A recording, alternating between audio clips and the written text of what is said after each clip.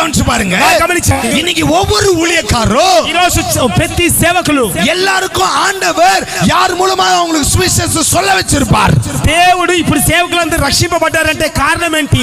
వారికి ఎవరో ఇంకొకరు సువార్త ప్రసంగించారు కనుకనే నీవు నేను సేవకులు రక్షింపబడ్డాము. இன்னைக்கு நான் ரட்சிக்கப்பட்டிருக்கிறேன். ఈ రోజు నేను రక్షింపబడ్డాను. என்னுடைய பெரியப்பானுக்கு அந்த సాక్షి சொல்லனால தான் சுவிசேஷத்தை. ఎందుకు రక్షింపబడ్డానంటే మా పెద్దనాయన గారు నాకు సువార్త చెప్పినందువలన. அவர் మాత్రం ఇవరికి ఏం சொல்லணும் அப்படி నిனைச்சிருந்தா, ఒకవేళ ఈ చిన్న పిల్లవాడికి నేను ఎందుకు సువార్త చెప్పాలని ఆయన అనుకొని ఉంటే இன்னைக்கு நான் இந்த ஸ்டேஜ் மேல நின்று இருக்க முடியாது. ఈ రోజు ఈ యొక్క స్టేజ్ మీద నేను ఉండేవాడిని So కాదు. don't think that ఇవనికి நான் சொல்லணுமா அவனுக்கு நான் சொல்லணுமா. No, we have to share the gospel.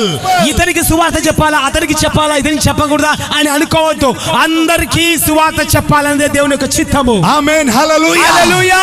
இந்த ஆண்டவர் சொல்லுகிறார், இந்த ராஜ்யத்தின் சுவிசேஷம் உலகம் எங்கிலும் பிரசங்கிக்கப்படும். బైబిల్ చెబుచున్నది దేవుని యొక్క రాజ్య సువార్త లోకమంతటా ప్రకటింపబడును. அதுக்கு பிறகுதான் இந்த பூமிக்கு முடிவு சார். అటు తరువాత అంతము వచ్చును. ஆண்டவர் உன்னை என்னை எதிர்பார்க்கிறார். దేవుడు నిన్ను నా పిలుచుచున్నాడు. Who will go for me? ఎవరు నా కొరకు వెళ్తారు? எனக்காக யார் போய் சுவிசேஷத்தை சொல்லுவாங்க? ఎవరు నా కొరకు వెళ్తారు? నా సువార్త என்னுடைய ஊழியத்தை யார் செய்வாங்க? నా యొక్క సేవ చేసే వారెవరు? ఆత్మలు కురైవ అరువడియో మిగిదే. కోత విస్తారమే గాని కొత్త కోయి వారు తక్కువగా ఉన్నారు. God wants you and me sir. దేవుడు నిన్ను నన్ను పిలుచుచున్నాడు. He wants to give all his power. నీవు సువార్త ప్రసంగించడానికి సిద్ధపడిన ఎడల దేవుడు తన శక్తిని తన వరములను నీకు ఇవ్వడానికి సిద్ధంగా ఉన్నాడు. He is ready to speak to you.